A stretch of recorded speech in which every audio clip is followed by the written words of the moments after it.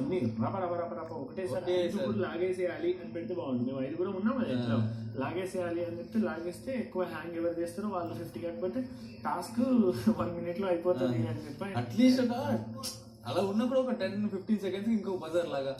Basic గా ఈ task మీకు కాదు, ఈ టాస్క్ గౌతమ్ బిగ్ బాస్ పెట్టిన టాస్క్ మంచిగా.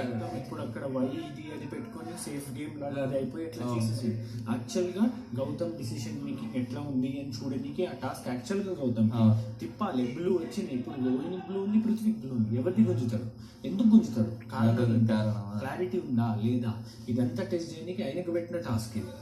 లేదా సపరేట్ కలర్ ఇచ్చేవారు కదా, పృథ్వీ అని రాసి ఇచ్చేసేటోళ్ళు వాళ్ళే అట్లా.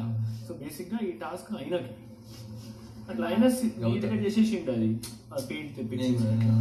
అదే సాయంత్రం మీకు జరిగిన టాస్క్ యాక్చువల్లీ మీకు కాదు మీకు పాయింట్స్ వస్తాయి, కానీ ఒక విధంగా అది గౌతమ్ కోసం ఇచ్చిన టాస్క్ అన్నట్టు.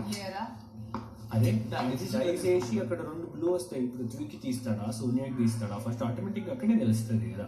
ఎవరికి తీస్తే వాళ్ళకి 10 వస్తుంది. ఇంతసేపు హ్యాంగ్ చేస్తారు దానిపైన వాళ్ళు పట్టుకొని అట్లా. ఒక 2 వచ్చింది అనుకో, మీ అందరి లక్ బాగుంది ఈరోజు, నాది బ్యాడ్ లక్ ఏం లేదు అక్కడ, అట్లేం లేదు. అందరు పక్కకు దూకి నేను ఒక్కదాన్నే సెట్ ఆ లక్ బర్బాద్ లక్, అది ఫస్ట్ పడింది అది అన్ని దాంట్లో. నీ లక్ బాగుంది, ఇంకా థర్డ్ పడింది చాలా సేపు తర్వాత కదా నీ కిందికి వచ్చింది. అట్లా ఈయనది బ్యాడ్ లక్, ఫస్టే పోయిండు. లక్కీలీ అటు ఇటు ఏడాడిండు, వాళ్ళ యష్మిత్ దొరికింది, లేకపోతే 10లో వాడేటోడు.